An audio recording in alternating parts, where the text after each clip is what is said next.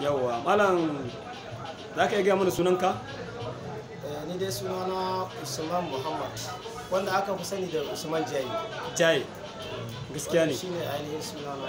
Na'am, muna jin labari amma kuma ba mu tabbatar ba, amma kuma gashi Allah haɗa mu da kai.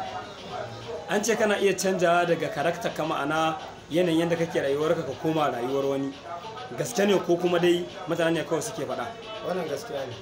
Kana iyawa? Ina iya. To yanzu za ka iya gwada muna? To bismillah. Ya bayyana mu 'yan shaye-shaye mu ko kuwa can annabi. Na rantse da girman Allah, wallahu ƙafa uku.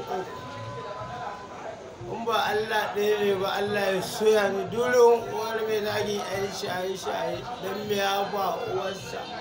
Don muna abokan da wanda ba sa shan wuri da masta. Allah wallahi. Allah ya biya wa bayan. Yanzu kai nan kai shaye-shaye ya kake ji?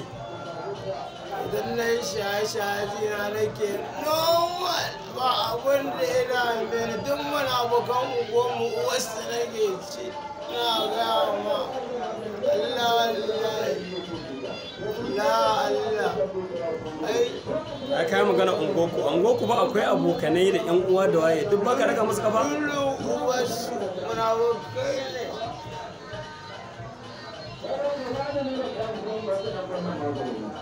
To ka dawo mana yadda kake da normal.